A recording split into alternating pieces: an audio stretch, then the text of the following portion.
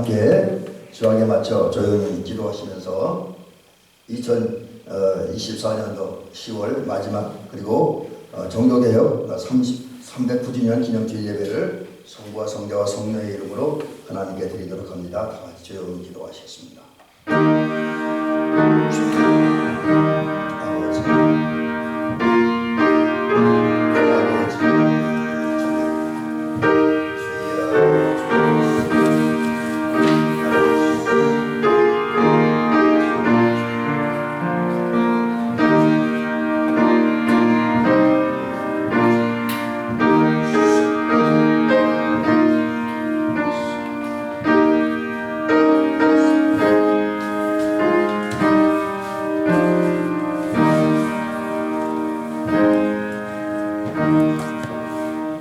우리가 살아도 주를 위하여 살고 죽어도 주를 위하여 죽나니 그러므로 사나 죽으나 우리가 주의 것이로다. 아멘. 이제 다 같이 자리에서 일어나시도록 하겠습니다. 그리고 우리가 찬양 드릴 때 찬송가 19단입니다.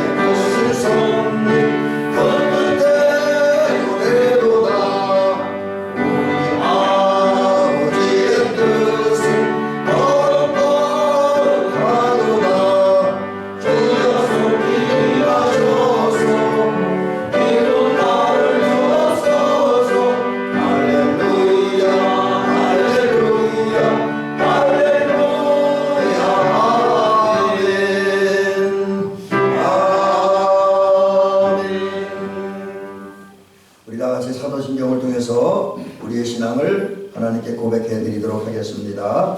전능하사 천지를 만드신 하나님 아버지를 내가 믿사오며 그 은혜를 우리 주 예수 그리스도를 믿사오니 이는 성령의 은혜하사 동정녀 하나에 나타나시고 은혜로 빌라도에게 고난을 받으사 십자가에 못 박혀 죽으시고 장사하신 사흘 만에 죽은 자 가운데서 살아나시며 하늘에로부터 전능하신 하나님의 편한 자이시다가 저리로서 산자와 죽은 자를 찬양하러 오시리라. 성령을 믿사오며 거룩한 공회와 성도가 성경하는 것과 죄를 사하여 주시는 것과 몸이 다시 사는 것과 영원히 사는 것을 믿사옵나이다. 아멘.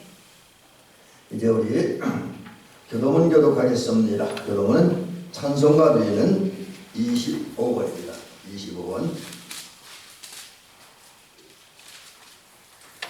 시편 47편입니다.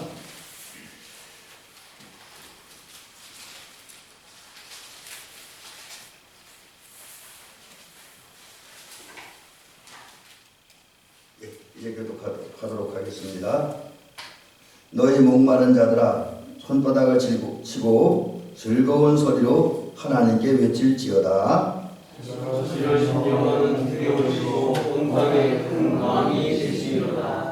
여호와께서 만민을 우리에게 나라들을 우리 발 아래 복종하게 하시며 우리를 위하여 기업을 택하시나니 곧 보호하신 야곱의 평화로다. 하나님께서 즐거운 함성 중에 올라가시며 여호와께서 나팔 소리 중에 올라가시도다. 찬송하라 하나님을 찬송하라 하나님은 온 땅의 왕이심이라 지혜의 시로 찬송할지어다. 하나님이 무백성을 다스리시며 하나님이 그의 거룩한 보좌에 앉으셨도다. 문 나라의 고관들이 모임이요 아브라함의 하나님의 백성이 되도다. 세상의 모든 황폐는 하나님의 것이며 그는 문명을 받으시리로다. 아멘. 네, 성령 찬송가 5장입니다.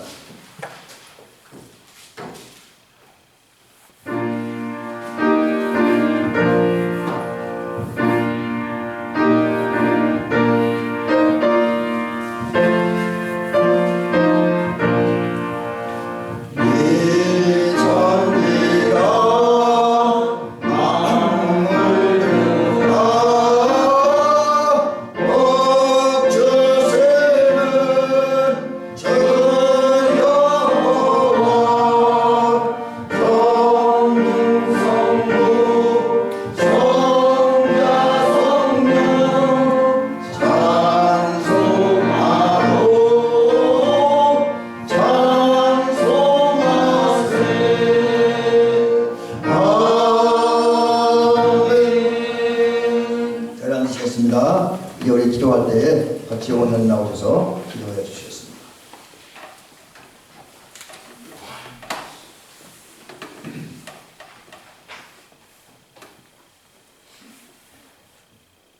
다 같이 기도하시겠습니다. 날마다 우리 뒤에 계시고 생명이 되시고 이렇게 되는 주님 감사드립니다. 아버지 하나님 10월달이 다가왔습니다. 오늘 거룩한 복된 날 주신 아버지 감사드립니다. 예배가 하나님 받으시는 예배 드리기 원합니다. 성령께서 주권자가 되고 인도자가 되실 줄 믿습니다. 우리의 연약함을 아시는 주님, 우리의 믿음으로 말씀으로 산다가면서 하나님 일을 너무 하지 못한 건 너무나 많이 있습니다. 저들을 불쌍히 여기시고 용서하시고 이 시간 성령께서 주권자가 되고 인도자가 되어서 이 시간 우리가 말씀을 듣되 말씀으로 깨닫게 하시고 온전히 말씀에 순종하고 복종하다가 하나님의 큰 진리 안에 서서 하나님의 영적으로 건강하고 육적으로 건강해서 아버지의 뜻을 이루어드리는 우리 대미교회 성도들이 다 되게 가정가정을 지키시고 신명을 붙들어 주시옵소서. 성령께서 가정가정을 지켜주시옵소서. 신명을 붙들어 주시옵소서. 우리가 세상에 빠지지 않고 주님의 음성만 듣기를 원합니다. 성령께서 주관하시고 인도하여 주시옵소서. 아버지, 우리 교회를 인하여 사랑하시고 도우신 아버지, 이제 저들을 생각할 때 하나님을 너무 하지 못한 건 너무나 부끄럽습니다. 저의 잘못을 용서하시고 성령께서 주권자가 되고 인도가 되어서 이제는 불같은 성령께서 우리 교회를 붙들어 주시옵소서. 우리가 가정의 식구들을 살려고 이 지역을 살려야 되는데 아버지, 저들을 어둠 속에서 헤매는 저희들을 어찌합니까? 주님 성령님이 도와주면 될 줄 믿습니다. 우리 대미교회 속한 성도를 영적으로 건강하고 육적으로 건강하여서 제대로 선언을 하는 것마다 생각하는 것마다 하나님께서 주권자가 되어서 잘 돼서 남을 나눠주고 도와주고 권위되는 신앙의 가정들로 복을 내려줄 줄 믿습니다. 아버지 하나님 객지에 나가는 자녀도 오늘도 거룩한 복된 날을 잘 지켜 아버지 앞에 예배드리게 하시고 우리의 모습을 연약하나 하나님이 함께 하시고 성령께서 도움을 될 줄 믿습니다. 아버지, 우리 교회를 도와주시옵소서.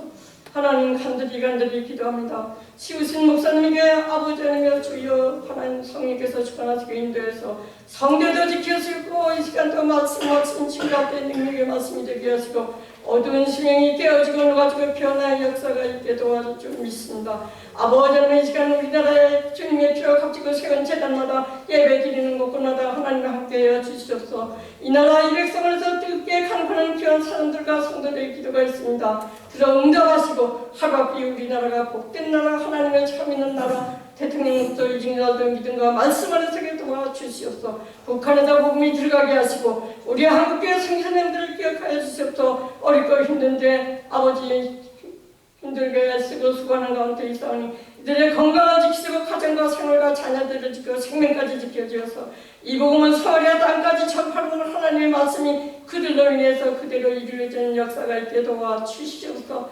아버지 하나님의 시간도 예배 드리는 첫 시간입니다. 마치는 시간까지 하나님께서 홀로 영광 받아 주실 줄 믿습니다. 목사님께 생각 능력으로 함께 하시고 말씀 전해지는 말씀이 저희들 어두운 심령에 깨어지고 녹아지고 변화받고 하나님의 말씀을 주님의 음성으로 듣게 하여 주시옵소서. 이 시간 예배도 주께 맡기고 귀하신 예수님의 이름으로 감사하고 기도 올려옵나이다. 아멘.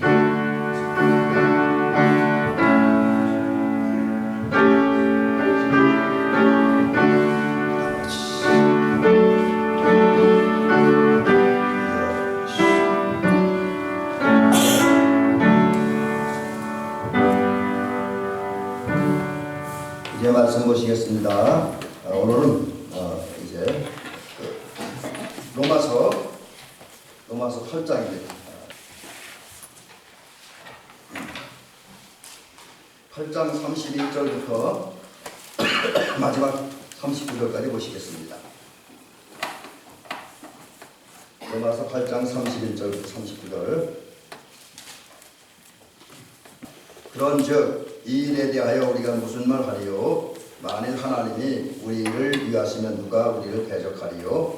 자기 아들을 아끼지 아니하시고 우리 모든 사람을 위하여 내주신 이가 어찌 그들과 함께 모든 것을 우리에게 주시지 않겠느냐? 누가 능히 하나님께서 택하신 자들을 고발하리요? 의롭다 하신 이는 하나님이시니 누가 정죄하리요? 죽으실 뿐 아니라 다시 살아나신 이는 그리스도 예수시니 그는 하나님 우편에 계신 자요 우리를 위하여 간구하시는 자신이라. 누가 우리를 그리스도의 사랑에서 끊으리요? 환난이나 곤고나 박해나 기근이나 적신이나 위협이나 칼이랴. 기록된다. 우리가 종일 주를 위하여 죽임을 당하여 하게 되며 도살당할 양같이 여김을 받았나이다 함과 같으니라. 그러나 이 모든 일에 우리를 사랑하신 이로 말미암아 우리가 넉넉히 이기느니라.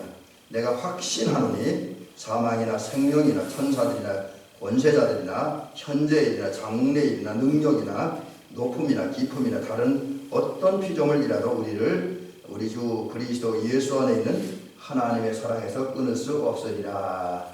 아멘.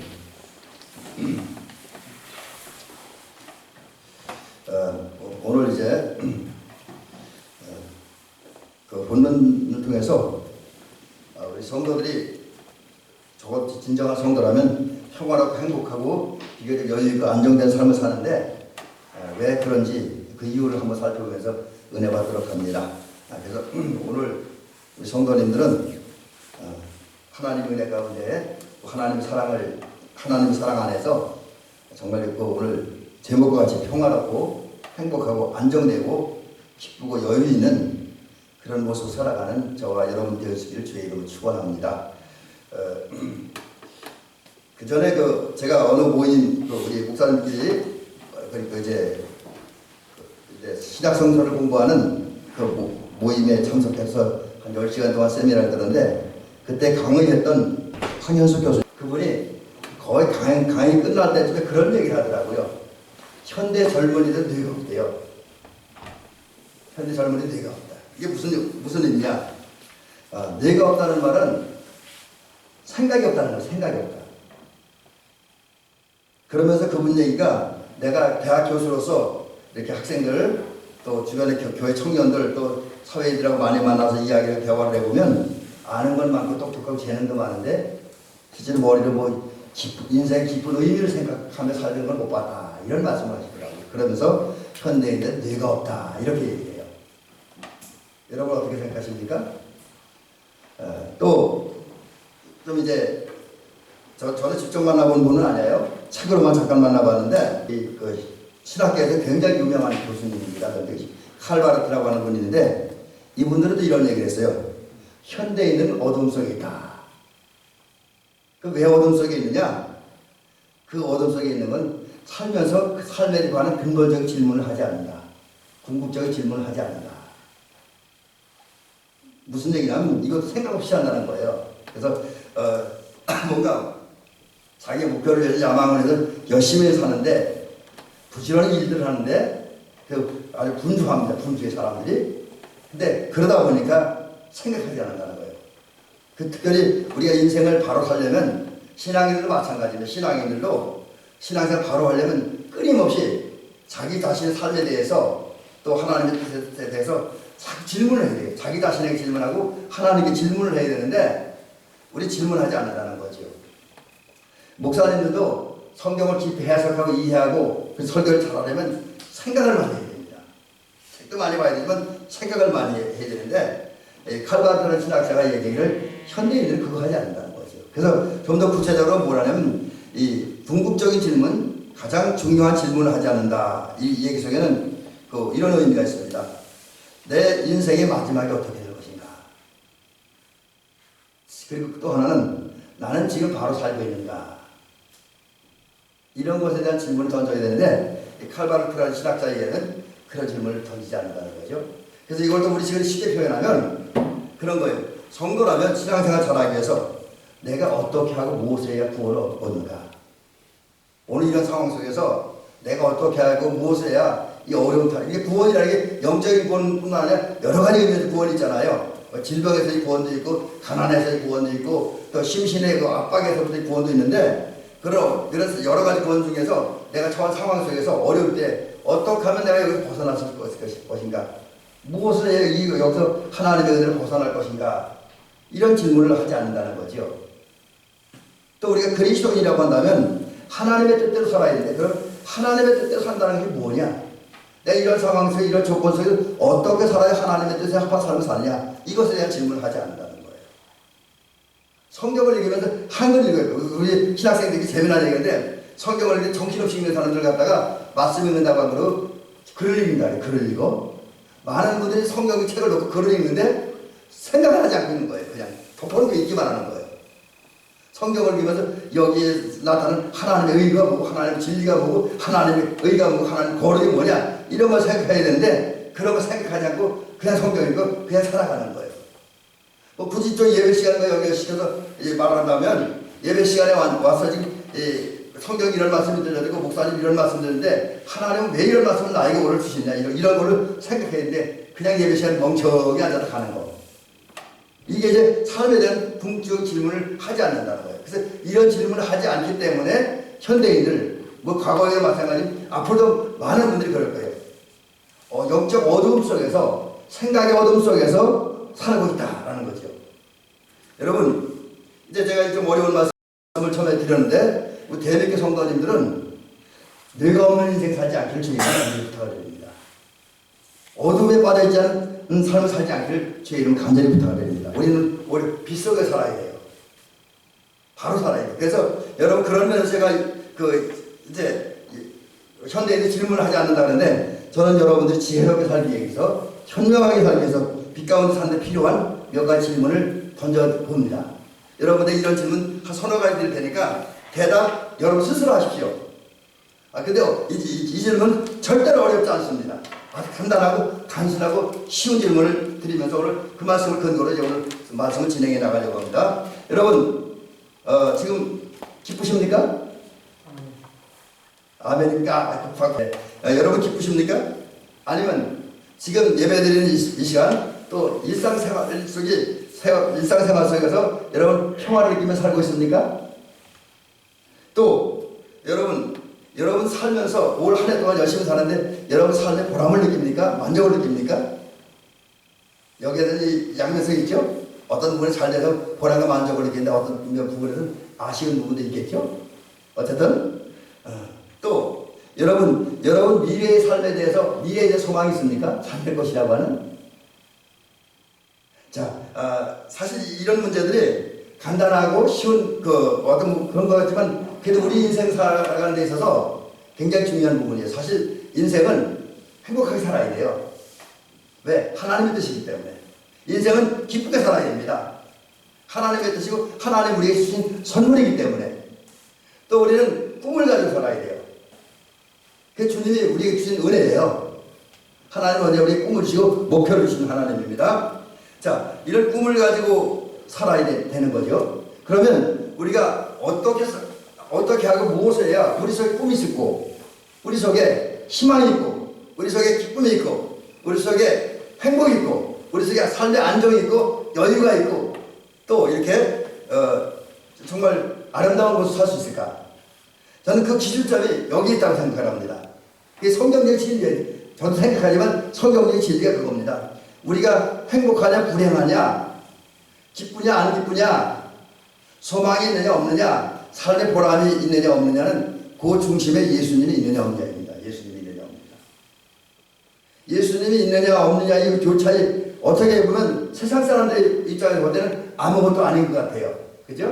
그러나 분명한 것은 실제로 그 마음 속에, 그 생각 속에, 그 언어 속에, 그 삶 속에 예수님이 있느냐 없느냐에 따라서 인생의 방향은 완전히 달라지는 거예요. 목표도 완전히 달라지고 그 진행되는 과정도 완전히 달라지고 삶의 결과도 전혀 달라집니다. 예수가 있느냐 없느냐에 따라서. 자, 그러면 무슨 근거로 목사님 그런 얘기를 합니까? 이렇게 질문할 분들이 있을 것 같아서 근거를 몇 가지가 좀 소개를 드립니다. 이것도 다 소개해드리려 정신없이 많은데 몇 가지만 소개해드릴게요. 먼저 이제 두 가지 측면에서 말씀드리는데 예수가 없는 삶을 살 때에 나타나는 결과입니다. 삶의 모습과 예수님을 모시고 예수님과 함께 살아가는 삶의 모습을 살펴봅니다. 자, 그러면 예수가 없는 삶을 살면 어떻게 될까? 여러분, 이것은 이제 우리 요한복음 15장에서 오는 교훈인데 예수가 없으면 아무리 열심히 일하고 아무리 또 일을 잘하고 잘 살아도 결과와 열매가 전혀 없다라고 하는 거지요. 여기 보면 요한복음 15장 6절에서 이런 말씀을 하고 있습니다. 15장 5절이네요. 6절이 아니라 나를 떠나서는 너희가 아무것도 할 수 없으니라. 왜 그렇습니까? 요한복음 15장 5절 또 1절 3절 여기 보면 예수님과 우리 관계가 정확히 묘사되어 있잖아요. 하나님은 포도원 농부시고 예수님은 그 포도원 중앙에 심겨져 포도나무이시고 우리 그 예수님의 포도나무에 매달려 있는 가지라고 했습니다. 그래서 우리가 예수님을 떠났다라고 하는 것은 가지인 우리가 포도나무이신 예수님에 떨어져 나갔다는 거예요. 그래서 줄기를 통해서 오는 또 뿌리를 통해서 오는 영양분을 받아먹을 수 없다는 거죠. 하나님 예수님을 떠나면 예수님이 우리 안에 없으면 우리 예수님을 통해서 오는 어떤 하나님의 은혜와 사랑, 능력, 지혜도 얻을 수가 없습니다. 또 인생의 도움도 받을 수가 없습니다. 그래서 열심히 일하고 부지런히 일해도 얻는 게 없어요. 그래서 나중에 보면 헛되고 헤아려 하던 모든 수고가 헛되도다는 탄식을 할 수밖에 없다라고 하는 거지요. 그 다음에 두 번째는 예수가 없는 인생을 살면 모래 위에 집을 짓는 것 같고 모래 위에 쌓은 길을 걷는 것과 똑같습니다.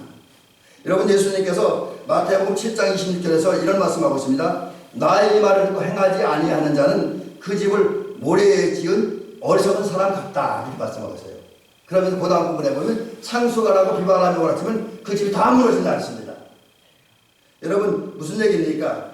여기서 나의 말을 듣고 행하지 않는 자, 여기서 듣지 않는 자도 포함되고 듣고 행하지 않는 자도 포함되는데 이분들 속에는 예수가 없는 거예요. 예수님이 계시면 그 중심에 예수님이 계시면 예수님의 말씀을 주의를 기울이고 집중하여 듣게 되어 있습니다. 그래서 순종하게 되어 있습니다. 그러나 예수님이 없으면 그거 안 해요. 그래서 나의 이 말을 듣고 행하지 않는 자는 예수님을 떠났다. 예수님이 그 속에 없다. 그래서 예수님 없이 혼자 살아가는 인생을 살고 있다. 때문에 예수님을 통해서 오는 하나님이 좋은 것 어떤 것을 받을 수 없고 뿐만 아니라 그 인생의 집을 모래 위에 지었기 때문에 조금만 고난이 닥치고 시련이 닥치면 무너져버린다. 또 우리 가는 인생길도 화려한 길 같지만은 어느 순간에 거기 우리가 가는 인생길 앞에 고난이라고 하는 물이 흘러오고 혼란이라고 하는 물이 흘러오고 시련이라는 물이 흘러오면 다 그 길이 무너져버리고 만다. 아무것도 남긴 게 없다는 거죠. 그래서 예수님 없이 사는 인생은 모래 위를 걷는 인생, 모래 위에 집을 짓는 것과 똑같다라는 것이요. 그 다음에 세 번째는 예수님 없이 사는 인생은 이제 삶의 여유와 안정과 평화를 잃고 더군다나 착시 현상에 빠진다. 이것은 마태복음 14장의 끝부분에 보면 어느 날 예수님께서 이제 오병이어의 기적을 일으키죠.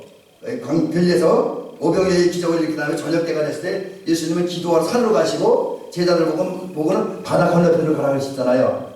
그래서 이제 예수님은 기도하러 산으로 가셨고 제자들은 이제 배를 타고 갈릴리 바다에 대해서 잘 아는 사람이고 또 배를 운영하는 분들에게 대해서는 전문가니까 이제 배를 타고 여유 있게 갈릴리 바다를 걸어갑니다. 근데 한 중간쯤 왔을 때 큰 풍랑이 일어났잖아요. 그래서 고생합니다. 근데 그 순간 분명히 배에는 예수님이 안 계십니다. 제자들만 있어요. 그런 상태에 풍랑을 만나니까 풍랑 극복되지 않습니다. 최선을 다하지만 극복되지 않아요. 그래서 극복되지 않는 가운데 그 풍랑으로 인해 배가 막 흔들리니까 엄청난 멀미도 하고 여러 가지 육체적 정신적 고통을 당합니다. 그리고 풍랑을 극복하려고 최선을 다하지만 극복이 되지 않아요. 그래서 이제는 이제 죽게 되었구나. 이제 우리에게 기다리는 건 죽음밖에 없구나 라는 사실을 느낍니다. 그러다 보니까 이제 이 무기력과 한계에 빠져 자기 이제 이 상황에서 우리는 어떻게 할 수 없다. 그런 상황에 처합니다. 그러는 중에도 밤이 깊어서 사경, 깊은 새벽, 3시부터 한 6시 정도, 5시, 요지경쯤 되는데, 그때 예수님께 바다 위를 걸어오니까 그분을 예수님이라는 걸 알지 못하고 유령이라 하잖아요. 그래서 이런 걸 보면 예수님이 없는 삶을 살 때, 우리 다가오는 여러 가지 상황과 환경, 특별히 고난과 어려움이 닥칠 때 한계에 부딪혀요.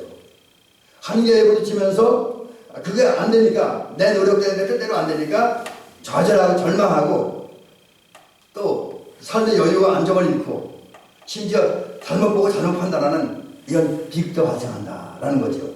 바로 이 세 가지가 예수님이 없을 때 이제 나타나는 현상들이다라고 이야기할 수 있습니다. 그러나 예수님이 내 안에 들어와 계시고 나는 그 예수님을 모시고 예수님과 내가 손잡고 함께 동행한 삶을 살 때 나타나는 삶의 모습과 내용과 방법, 결과는 전혀 다르게 나타납니다.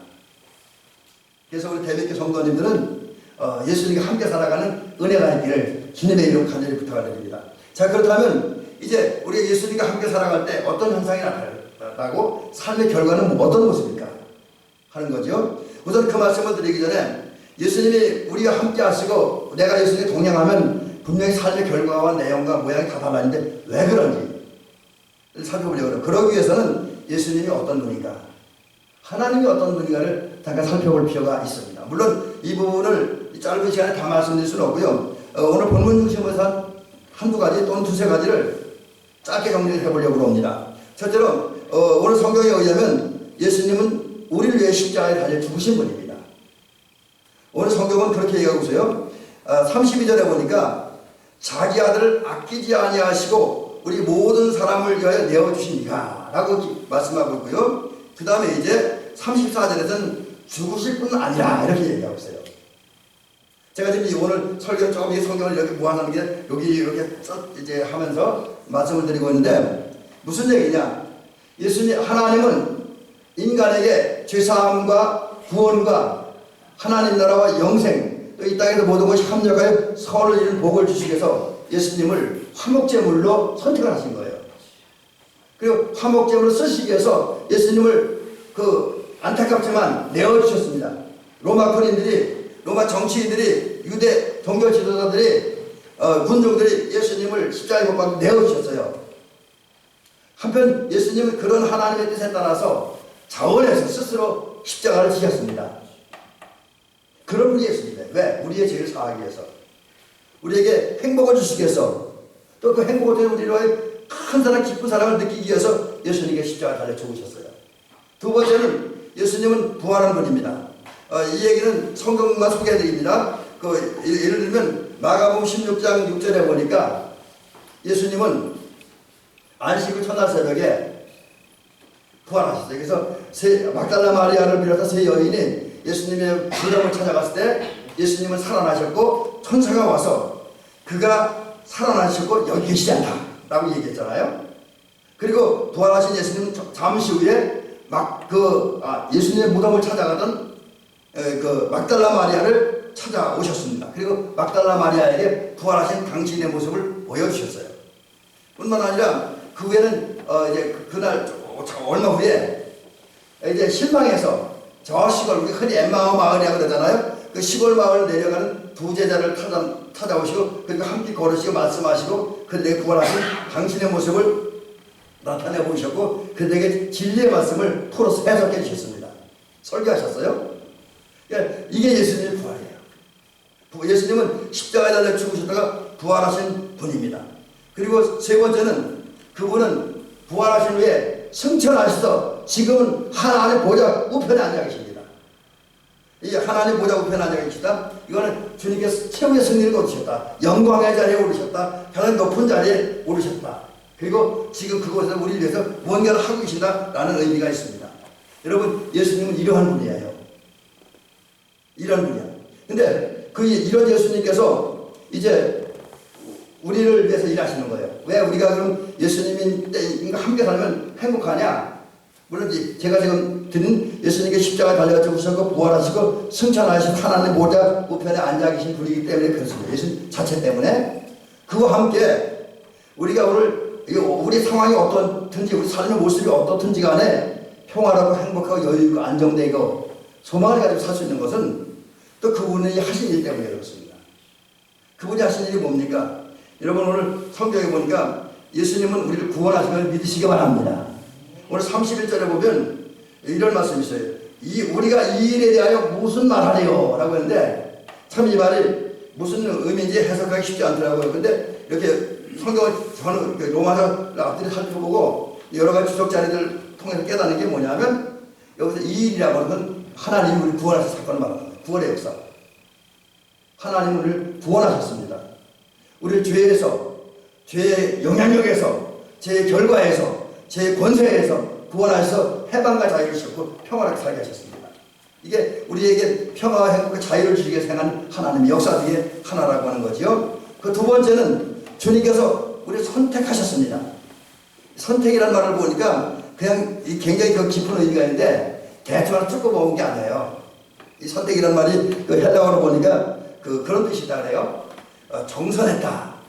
그 정선했다는 말을 한글 찾아보니까 고르고 또 고르고 또 신중하게 선택했다. 그래서 영어로 많은 것들이 있는 중에서 살피고 또 살피고 점검하고 또 점검해서 여러 번 가운데 가장 좋은 것, 가장 아름다운 것, 가장 쓸만한 것을 뽑았다. 그런 의미가 있어요. 그래서 또 이 선택이라는 말 속에는 고르고 골랐다 이런 의미도 있더라고요. 근데 오늘 성경은 하나님을 선택하셨대요. 택하셨다 그랬죠. 택하셨다. 뭐 이걸 이제 다른 어떤 교단에서는 예정론에 이렇게 대입을 해서 예정하셨다 이렇게 해석을 하는데 택정하셨다 그랬는데 저는 그거보다 선택이라는 말을 쓰고 싶어요. 감리교적 용어로는. 왜냐하면 하나님께 많고 많은 사람들에서 우리를 하나님의 자녀 삼으시기 위해서, 우리를 하나님께 영생을 주기 위해서, 우리 각가지 은혜와 복을 주시기 위해서, 또 오늘 말씀의 주제와 같이 우리에게 행복을 주시기 위해서, 평화를 주시기 위해서, 기쁨을 주시기 위해서 선택했던 거예요. 근데 선택했는데 그 기준이 뭐냐? 우리는 부족해요. 사실은 부족합니다. 허물도 많고 죄도 많아요. 그럼에도 불구하고 하나님은 많은 사람 가운데 이 사람은 제일 나아. 이 시대에 하나님 사람이 되게 제일 나아. 이렇게 주님께서 우리 인정해 주시고 선택해 주셨다는 거죠. 사실 여러분은 어떻게 생각할지 모르지만 제가 다른 분과 저를 비교할 때 제가 다른 분과 잘난 게 없거든요. 잘난 게 없어요. 근데 하나님은 저를 선택하고 목사가 되게 했어요. 여러분 그렇습니다. 우리가 다른 사람은 잘난 건 없어요. 대단한 건 없어. 평범해. 뭐 못났다 그러기도 그렇고 평범해. 그런데도 그래도 하나님은 무언가를 보셨기 때문에 당신이 이 많은 사람들과 제일 하나님의 사람에게 적당해. 제일 나아. 그래서 우리를 하나님의 자녀로 선택하셨다는 거죠. 또 우리는 그런 하나님의 선택을 받아서 하나님의 아들이 됐고 하나님의 딸이 됐고 하나님의 백성이 됐고 대리기의 지체가 된 거예요. 교회 권사님들이 됐고 집사님들이 됐고 성도가 됐다는 거죠. 감사하죠. 이게 우리의 행복을 주기 위해서는 베푸신 하나님의 역사라고 할 수가 있습니다. 그 다음에 세 번째는 하나님께서 우리를 의롭다고 선언하셔요. 의롭다. 이건 뭐냐면 우리가 옳은 사람이에요. 하나님 모시의 생각이나 마음이 그래도 옳고 괜찮은 사람이에요. 그러다 보니까 하나님의 사람을 쓰시기에도 합당하고 받으시기에도 합당한 사람이야 라고 하는 거죠. 그리고 뿐만 아니라 하나님은 우리 관계, 우리 제일 저주받을 자로 그 다음에 죽음의 자리를 잃은 그런 사람이 아니라 당신의 아들로, 당신의 딸로, 당신의 일꾼으로 이제 그런 세우기 위해서, 그러니까 이 관계 설정이라고 그러고 관계 회복이라고 그러는데 그런 관계 회복을 위해서 우리를 선택하시고 또 실제로 은혜를 베푸셔서 그것도 우리의 이제 의인이 되는 전제 조건인 믿음을 갖게 하시도록 성령께서 우리에게 은혜를 주셨습니다.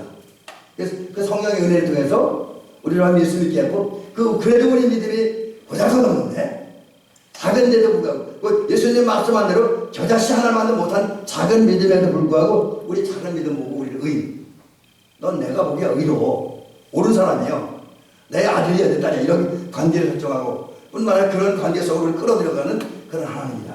왜 주님께서 이런 일들을 하셨냐? 우리에게 은총을 주시기 위해서. 그 다음에 네 번째는 주님께서 우리에게 행복을 주기 위해서 하신 일이 뭐냐? 우리를 위해 중보기도 하십니다. 기도하세요. 이 기도했다는 말이 어떤 거냐면 그 의미가 이런 간구라는 말이 이 원어를 찾아보니까 다가간다. 그리고 간청한다. 호소한다. 뭐 이런 의미가 있고 또 만난다. 이런 의미가 있어요. 그러니까 이런 말의 의미에 의하면 하나님 승천하신 하나님 모자우편에 계신 주님은 연약하고 부족한 우리를 매일 범죄하고 매일 실수하고 거기다 어떤 데는 우리 잘못 말하고 잘못 실수해서 하나님의 영광을 따로 땅에 툭 떨어뜨리고 하나님의 권위를 훼손시키고 또 예수님을 또 한 번 십자가에 못 박는 그런 어쩌면 이 시대의 가론이다와 모습 사는 데도 있고 이 시대에 예수님 부인한 베드로가 사는 모습을 사는 우리들을 버리지 않냐고. 그래도 그들을 사랑하셔서 주님은 우리가 구원받기를 바라는 건 하나님 앞에 가서 하나님의 그 공의로운 입장에는 분명 심판받고 지옥 가야 되지만 하나님 앞에 우리를 변호해 주는 거죠. 간청하는 겁니다. 하나님 아버지 저 인간 누가가 비록 오늘 실수하고 잘못하고 나를 또 한번 십자가에 못 박는 실수를 했습니다. 그렇지만 저들은 아주 가능성 있는 사람들입니다. 저들은 귀한 사람입니다. 그런 살려주세요. 저들에게 복을 주세요. 저들에게 은혜 주세요. 그래서 저도 더 이상 죄인의 자리에 두지 마시고 저희들 더 이상 사망의 자리에 두지 마시고 구원의 자리로 세워주십시오. 라고 주님은 지금 하나님 편에서 우리를 위해 간청하고 있다는 거죠. 주님이 먼저 하나님을 찾아가서 하나님 만나고 하나님 앞에 부르짖어 기도하고 있습니다. 그 은혜로 우리가 범죄하고 실수하지만 오늘 이만큼이나마 믿음 가지고 사는 겁니다. 이것이 행복을 주기 위해서 하나님께서 우리를 행하신 역사라는 거죠. 그 다음에 주님께서 우리를 행하신 역사, 우리 행복을 주기 위해서 우리 평화를 주기 위해서 삶의 여유와 안정을 주기 위해서 다섯 번째는 뭐냐? 하나님이 우리 편이 되어십니다. 예수님이 우리의 편이 되어신다라고 하는 거죠. 그 사실을 오늘 보면 31절은 누가 하나님 우리를 유하시면이라고 했습니다. 유하시면 그러니까 우리말 사전만 우리말 성경만 가지고는 하나님 우리의 편이라는 사실을 못 발견하겠더라고요. 우리 개역개정 성경을 보니까. 근데 다른 성경이나 원어 성경은 오히려 우리를 유하시면이라고 번역하지 않고 하나님이 우리 편이 되어시면 이렇게 기억을 했어요. 이게 한두 개의 성경이 아니라 제가 지금 이 설교를 하기 위해서 성경을 8가지를 봤는데 8가지 번역본 성경을 읽었습니다. 근데 현대어 성경, 현대인의 성경, 공동번역, 세번역 성경, 쉬운 성경, 헬라어 성경 다 한결같이 우리를 위하시면을 하나님이 우리 편이 되어시면이라고 했습니다. 그럼 편이 되어진다는 말이 뭡니까? 많은 모임이 있어요. 많은 모임인데 그 중에 어느 한 부분, 한쪽에 속한 거죠. 이런 의미를 따져서 본다면 하나님은 하나님과 그러니까 우리와 세상, 우리가 마귀, 우리가 여러 종의 사람들 가운데 우리 곁에 서서 내 옆에 있으면서 나의 짝이 되어시고 나의 손을 잡아주시고 그런 다음에 나를 위해서 일하시고 나를 위해서 나의 대적과 원수와 나를 힘들게 하는 사람들과 싸워주시는 하나님이라는 거죠. 이게 하나님 우리를 행하시는 거예요. 지금 하나님은 많은 사람들 가운데 우리 곁에 계셔 주십니다. 마귀와 어떤 그런 영적 세계 존재 가운데서도 하나님은 예수 믿는 우리에게 우리 편이 되어주시는 거예요. 그리고 우리 곁에 계시면서 우리 안아주시고 우리 업으시고 우리 품어주시고 그리고 우리한테 일하시고 심지어 우리를 위해서 악한 마귀 사탄과 세상과 치열한 영적 싸움을 싸워주는 분이다라는 거예요. 이것이 우리의 행복을 만들기 위한 하나님의 역사인데 그러다 보니까 우리 삶의 결과는 어떤 거냐? 여기 오늘 본문에 보면 몇 가지가 나타났는데 아무도 우리를 대적하지 못한다. 하나님 우리 편이 되어시고 우리 편이 되어신 하나님께서 우리를 지키시고 보호하시고 우리를 싸워주십니까? 우리를 붙잡으시니까 세상이 아무리 우리 공격을 해도 그들은 우리를 지배하지 못한다는 거죠. 우리 상대가 되지 않습니다. 그가 예전에 마치 상대가 되지 않은 다윗이 골리앗을 쓰러뜨렸지 우리 약해 보이지만 하나님이 우리 편이 되어시기 때문에 세상도 마귀도 우리를 이기지 못한다라고 하는 거지. 우리가 믿음만 갖는다고 한다면 이게 예수님과 함께 살아갈 때 하나님 우리 편이 되어심으로 경험할 수 있는 놀라운 역사다라고 하는 거죠. 그 다음에 둘째는 아무도 우리 고발하지 못한다. 이 고발한다라고 하는 고소한다, 비난한다. 물론 뭐 세상이나 마귀는 지금도 끊임없이 우리를 고소하고 비난하죠. 그래서 우리가 고발하지 못한다 이 말을 오해하지 말아야 돼요. 왜냐하면 문자 그대로 해석을 하면 그 누구도 고발하지 않는다, 비난하지 않는다 그런 의미는 아닙니다. 오늘 우리가 사는 세상에서 적어도 공중곳에 잡은 마귀가 이 땅을 지배하는 한 마귀와 마귀의 종들이 성도된 우리를, 하나님의 자녀된 우리를 비난하고 공격하는 일이 계속될 거예요.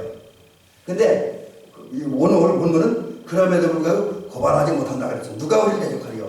누가 우리를 대적하리요라고 하는 아무도 우리를 누가 우리를 고발하지 못한다는데 누가 하나님께 택하신 자를 고발하리요라고 하는데 이 말 속에는 그 의미예요. 단어가 아니라 의미가 아무도 우리 고발하지 못한다. 그러니까 세상 사람들이 마귀가 이런 말 저런 말 다 해서 우리를 조롱하고 모욕하고 뭐 이거 잘못했으니까 하나님 이렇게 처벌해, 세상 이렇게 처벌해야 된다 라고 떠들어내지만 그 하나님의 심판대에 섰을 때는 아무런 가치 의미도 없는 헛소리에 불과합니다. 여러분 세상 사람들이 우리를 쓸데없는 얘기 가지고 비난하면 우리가 물론 실수할 때는 고쳐야 되지만 잘못하지 않았는데 믿음을 살았는데 하나님의 뜻대로 살았는데 누군가가 우리의 신앙과 삶을 공격하고 비난한다면 그건 그냥 쓸데없는 소리라고 하고 가볍게 넘기시기 바랍니다. 너무 거기에 연연할 필요 없습니다. 하나님은 세상과 마귀가 우리를 고발하지 못하게 만들었습니다. 그 다음에 세 번째는 아무도 우리를 정죄하지 못한다. 이건 그냥 똑같은 의미가 넘어가도록 합니다. 네 번째는 우리 넉넉히 이긴다. 우리는 넉넉히 이긴다. 여러분 우리는 적어도 구원을 완성하고 하나님의 자녀로답게 살고 성도답게 살고 하나님 나라에 들어가려면 우리는 그날까지 끊임없이 영적 싸움을 싸워야 됩니다. 양보 없이 싸움을 싸워야 되는데 문제는 이때 싸우면서 한 사람은 사실 두렵잖아요. 그죠? 싸운다는 건 두려워요. 저도 뭐 여러 가지 시험을 많이 해보지만 시합에 임하기는 항상 두렵고 떨립니다. 근데 우리 성도들이 영적 싸움을 하는 두려워할 필요 없어요. 왜? 하나님께서 우리에게 은혜를 주므로 넉넉히 이기게 하십니다. 특별히 주님께서 선택하셨고 의인을 인정하셨고 또 우리 편이 되어 주셔서 우리 싸워주신다면 세상과 마귀가 아무리 강해도 우리 이기는데 이겨도 억지로 아주 간신히 이기는 것이 아니라 여유있게 아주 넉넉하게 완전한 승리를 거둔다. 이것이 주님과 동행할 때 나타나는 삶의 결과이고요. 마지막 하나는 다섯 번째인데 여러분 하나님 예수님을 우리가 마음에 모시고 그분과 함께 살아갈 때 앞에서 말씀드린 다섯 가지 역사로 인해서 우리는 단단한 그리스도 예수의 사랑 안에 묶여있는 줄을 믿으시기 바랍니다.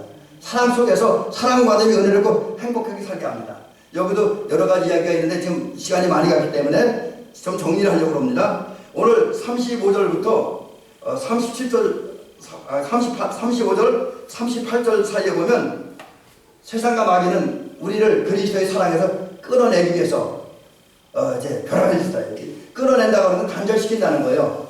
파괴시킨다, 멀어지게 한다, 떨어지게 한다, 뭐 그런 의미를 가지고 있습니다. 그래서 이런 말의 의미를 의하면 마귀와 마귀, 귀신의 종된 세상은 특별히 적그리스도들은 우리 예수 믿는 사람들 하나님의 사랑을 못 받게 하기 위해서, 하나님의 사랑에 멀어지게 하기 위해서, 하나님과 사랑에 관계없는 사람이 되게 해서 오히려 벼락을 짓한다는 거죠. 그래서 여기 보니까 오늘 10가지가 등장을 합니다. 그래서 제가 이 원고에 하나하나 다 정리했는데 시간 관계상 넘어갑니다. 여기 보니까 그냥 읽어봐 드린다고 한다면 여기 35절에 그랬습니다. 환난, 곤고, 박해, 기근, 적신, 위험. 그 다음에 38절 사망, 생명, 천사, 권세, 현재의 장래의 능력, 높음, 기품 뭐 이런 것들이 우리가 하나님의 사랑을 받지 못하도록 방해하는, 하나님의 사랑에 멀어지게 하게 하는 그런 요구들. 그러니까 사탄과 마귀가 사용하는 도구들이라는 거죠. 그러나 그들이 아무리 그런다 할지라도 소용이 없습니다. 소용이 없어요. 여기 오늘 39절에 뭐라 그랬습니까? 여기 보면 하나님의 사랑에서 끊을 수 없습니다. 마귀 종들인 귀신과 귀신의 종인 세상 사람들, 각종 이단들이, 각종 잘못된 사상을 가진 사람들이 우리를 하나님의 사랑에서 멀어지게 하고, 하나님의 사랑을 못 느끼게 하고, 하나님의 사랑이 분리되게 하고, 또 오늘 설교 전체 주제와 같이 예수님에게 떨어져 나가게 하기 위해서 별의별 소용이 없다는 거죠. 왜? 하나님께서 우리 편이 되시고 우리 싸워주시고 우리 선택하셨고 우리 의인이라고 인정해 주셨기 때문에 그렇습니다. 때문에 이런 예수님의 역사하심을 믿고 우리가 믿음으로 하나님의 도우심을 받아서 예수님을 영접하고 믿고 바라보고 의지하며 그분과 함께 산다고 한다면 우리 상황이 어떠하든지 간에 그 하나님의 은혜 때문에 그 사랑 때문에 그 역사 때문에 행복하게 살 수 있습니다. 평화롭게 살 수 있습니다. 여유있게 살 수 있습니다. 안정되게 살 수 있습니다. 좀 가난해도 또 일이 좀 실패하고 잘 안 돼도 예수님 우리 함께 하시면 행복하고 평화롭고 여유있고 안정된 그런 삶을 살 수가 있습니다. 사랑하는 여러분, 그런데 예수님은 우리 함께 하신다고 그랬어요. 그리고 요한계시록 3장에 보니까 간절한 마음으로 우리의 마음을 두드리고 계십니다. 이제 우리 대미교 성도님들은 하나님을 향해서 예수님을 향해서 마음을 여시기 바랍니다. 생각을 여시기 바랍니다. 그리고 우리의 마음의 문을 놓고 하시는 예수님을 믿음으로 받아들이고 그 예수님을 사랑하고 그 사랑으로 역사하는 믿음을 가지고 예수님 품에 안겨서 예수님께 손잡고 함께 동행함으로 상황이 어떠한지 하나님 깊은 사랑 안에서 이제 그 행복하게 살아가는 평화롭게 살아가는 안정되게 살아가는 여유있게 살아가는 우리 모두가 되어주시기를 주님의 이름으로 축원합니다. 기도를 드리겠습니다. 은혜로우시고 자비로우신 우리 하나님, 오늘 저희도 한 가지만 간구하겠습니다. 우리가 예수님과 함께만 산다고 한다면, 예수님의 동행한 삶을 산다고 한다면 그 예수님의 놀라운 역사 때문에 어떤 상황, 어떤 환경 속에서도 우리는 여유롭고 평화롭고 안정되게 또 기쁘게 또 모든 것이 잘 되어지고는 복된 삶을 살 수가 있습니다. 그래서 간청합니다. 하나님, 우리를 더욱 든든한 사랑의 줄로 은혜의 줄로 묶어 주시옵소서. 그래서 그리고 난 다음에 계속해서 하나님 우리의 편 되어지고 우리를 의롭다 여겨주시는 말미암아 우리는 어떤 상황 어떤 환경 속에서도 주님 안에서 행복하게 평화롭게 또 안정되게 여유있게 살아가는 삶을 살고 또 그런 주님과 함께 삶으로 말미암아 삶에는 모든 것이 합력해서 어울리는 복을 받음으로 말미암아 우리는 부족하지만 우리가 아름다운 삶을 삶으로 복된 삶을 삶으로 세상 사람들이 우리를 보고 깜짝 놀라고 충격받고 그래서 그것을 궁금히 여겨서 교회 나와 예배하다가 또 말씀 듣다가 우리 이웃까지도 예수님 발견함으로 이 땅에 있는 모든 사람들이 예수님과 함께 삶으로 이 대미마을에 있는 모든 사람들의 삶이 이제부터는 행복하고 평화로우며 여유로우며 기쁘고 즐겁고 잘 되어지는 삶을 사도록 역사하여 주시옵소서. 예수님의 이름으로 기도를 드리옵나이다. 아멘. 찬송가 213장 부르시면서 드려진 예물을 봉헌에 올리겠습니다.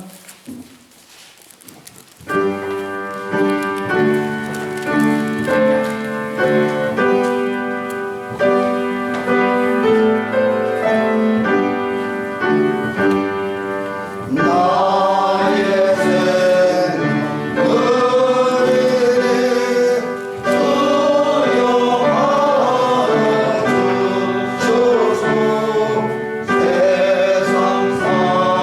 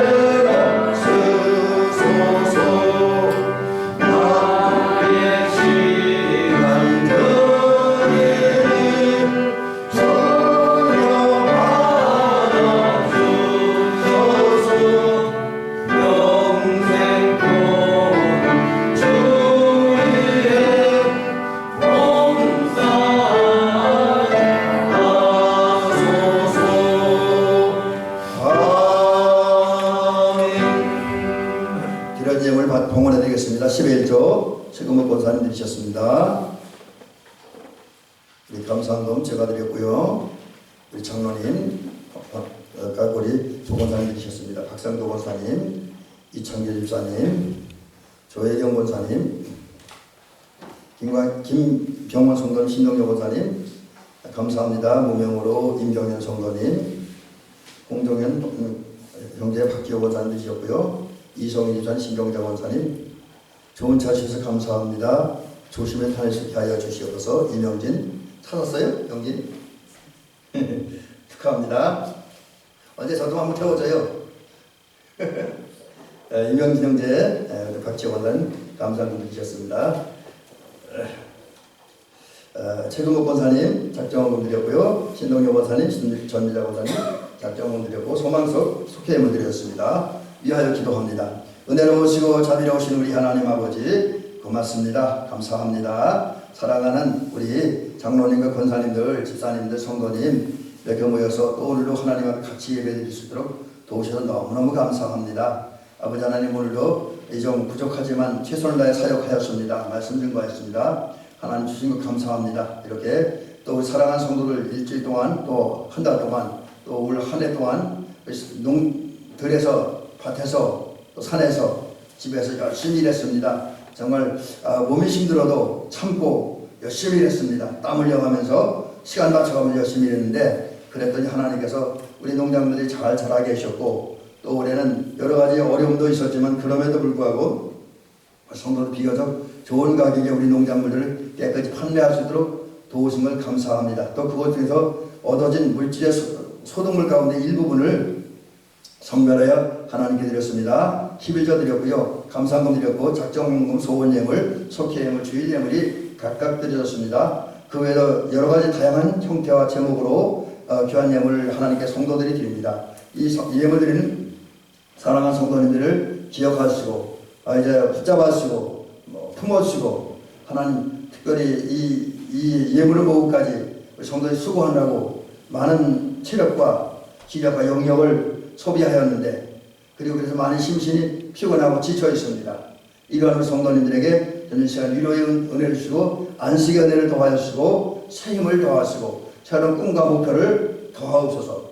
이제 특별히 우리 성도님들이 연세가 점점 높아져가고 이런 현상 속에서도 하나님 우리 함께 하심으로 이제 그 옛날 이제 우리 믿음의 선배들이 아버지 하나님 갈렙처럼 끝까지 건강한 삶을 살아가게 하옵소서. 갈렙은 나이 80이 넘어서도 전쟁에 나가 싸울 만큼 기력이 왕성하였습니다. 모세는 120살에 느보산에서 하나님의 부름을 받고 세상을 떠난 그 순간까지도 시력이 흐려지지 않고 기력이 떨어지지 않는 그런 삶을 살았습니다. 우리 외순대 목사님은 마지막 100세 가까이 되는 그때까지도 건강한 모습으로 복음을 전하고 마지막까지 주님에 충성하였는데 우리 사랑하는 대한민국 성도도 그런 삶을 살아가도록 끝까지 건강하시고 열정을 주시고 적극성을 허락하여 주시옵소서. 그래서 주의 일하는 데나 또 농사 일하는 데나 마지막 순간까지 최선을 다하고 열심히 살아가는 우리가 되어지며 그러할 때마다 하나님께 채우시는 그 복으로 말미암아 사랑하는 성도 삶이 좀 더 풍요로워 윤택해지며 또 우리 그 가운데에 하나님이 도우시고 우리를 복주시고 채우시는 은혜를 경험함으로 감사하고 기뻐지고 행복해지고 또 우리가 더 살아있는 믿음을 갖도록 역사하여 주시옵소서. 오늘 이제 그 외에도 사랑하는 성도들이 꿈꾸고 목표하고 소원하는 것들 있습니다. 이루어 주시옵시고 또 행여나 몸에 불편하거나 어려운 분들을 또 삶에 문제가 있고 어려운 분들을 그 어려운 문제에서 속히 벗어나게 하옵소서. 특별히 연말이 되면 사랑하는 성도 정리하고 해결해야 될 부분들이 많이 있습니다. 하나님 도와주셔서 이 모든 일이 원만하게 잘 해결되어 진행되어 나가도록 필요한 것을 더하시고 또 모든 분들의 협조와 도움도 있어지는 은총 허락하여 주시옵소서. 예수님의 이름으로 기도를 드리옵나이다. 아멘. 교회 소식 알려드리겠습니다. 우리 벌써 그 10월 마지막 주네요.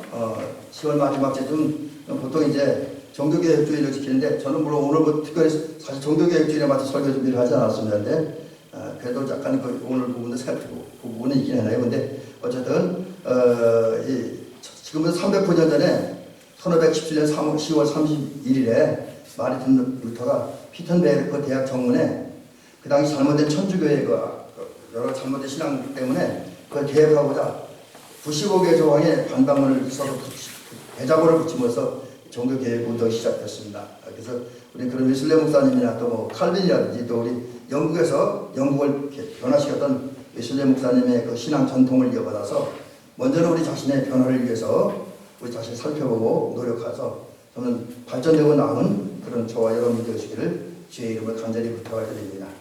그리고 이제 미리 광고를 드리는데 다음 주 수요일 저녁부터 저녁 예배 시간을 지금까지 이렇게 일찍 드려본 적은 없는데 1시간 앞당겨서 이제 5시 25분에 종을 치고 5시 50분이나 55분에 재종을 치고 그 다음에 5시 45분 늦으면 50분부터는 찬양을 시작하고 그리고 이제 6시부터 잠깐 기도하고 뭐 통성기도든지 대표기도라든지 그리고 말씀을 듣는 그런 시간을 갖도록 합니다. 그래서 다음 주 주일 저녁부터 아주 예배 시간을 대폭 한번 땡겨봤습니다. 그래서 올해는 땡길 때마다 1시간씩 계속 땡겼는데 그런 원칙에 따라서 6시부터 이제 다음 주 예배 시작하니까 그렇게 알고 준비를 해주시기 바랍니다.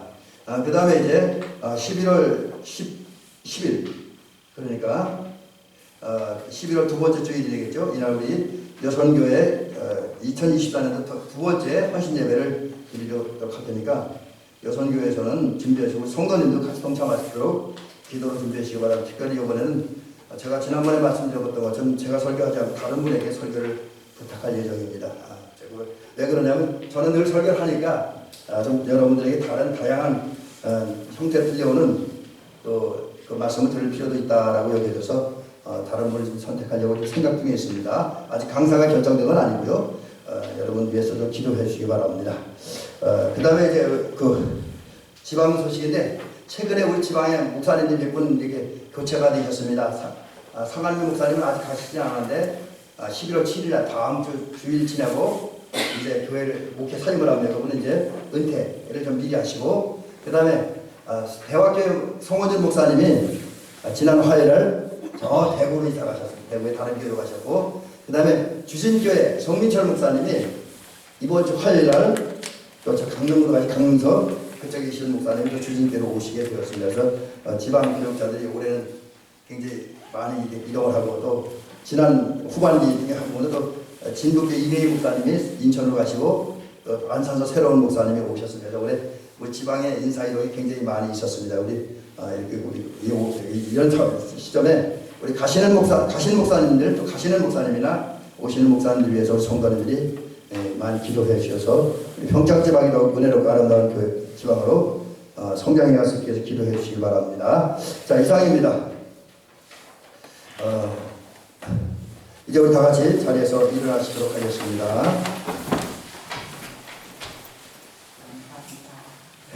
자, 우리 서로 축복하며 인사를 하시기 바랍니다. 사랑합니다. 축복하며 옆에 분들하고 손도 잡아주시고 마음껏 축복해주세요. 저는 여러분 축복합니다. 이번 한 주간 동안 또 앞으로 남은 인생 동안 주님과 함께하는 복이 있기를 주의 이름으로 부탁드립니다.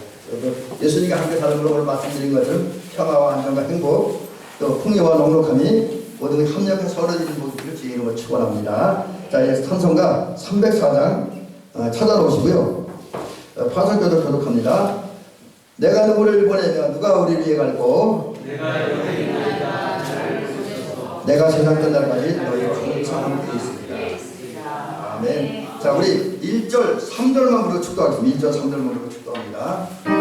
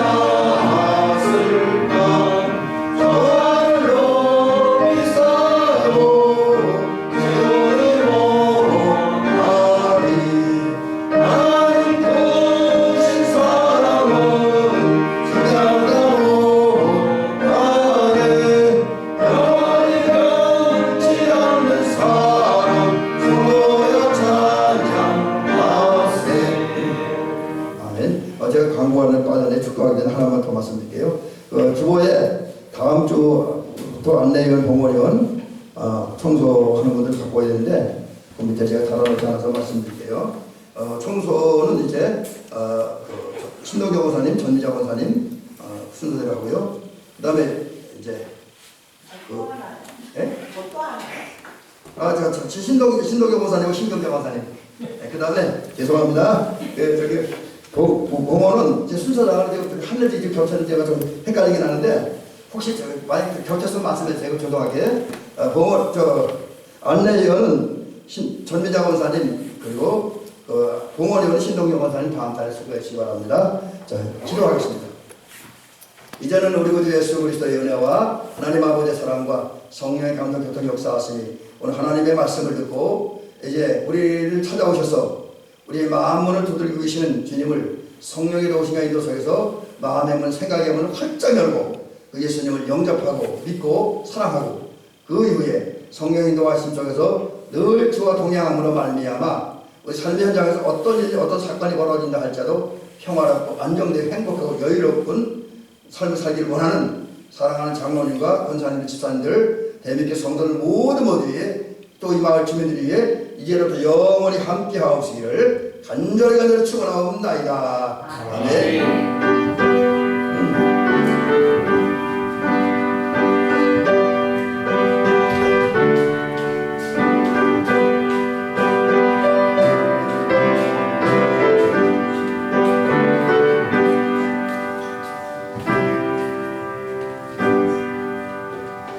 감사합니다.